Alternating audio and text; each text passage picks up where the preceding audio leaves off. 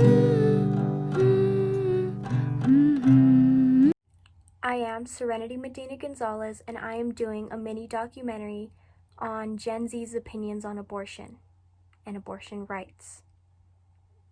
This week, I interviewed 3 different people with 3 varying opinions.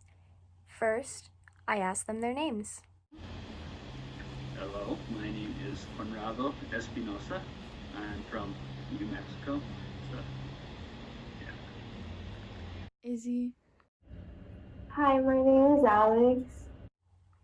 Second, I asked, do they think that women should have the right to an abortion?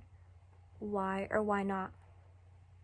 Well, it depends on the situation. It's mostly, like I'm fine with very early abortions, but, you know, in my personal opinion, I think the fetus is its own entity at a certain point, and it's kind of why I disagree with it.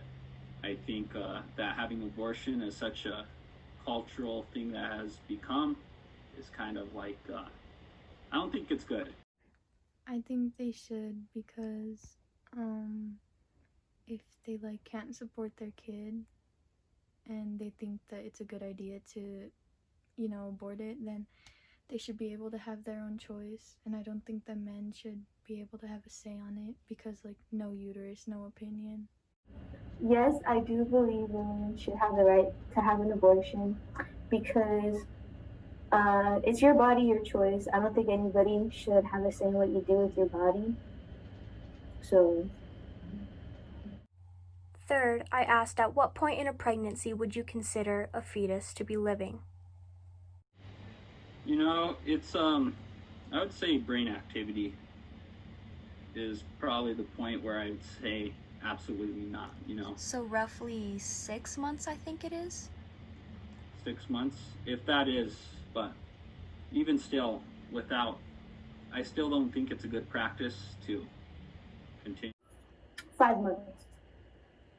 Probably 8 months. And why's that? Because that's when they start having dreams. I asked whether they think that women should be provided with free birth control. I'm not in favor of free birth controls. I don't think the government should be really doing anything about what people do in their personal life, but yeah, that would include birth controls. You can do whatever you want, but just don't expect other people to pay for it. Yeah. And why is that? Because I think women who are less fortunate should be able to have birth control and get it free so they're not forced to have a baby. I think the government should provide birth control just because it's well, I don't know, because condoms aren't free. You have to pay for those, and those help in the same way. So I say people should have to pay for birth control, but it shouldn't be so expensive. Next, I asked them that in the case of a complete and total abortion ban, that they think that men should have mandatory vasectomies.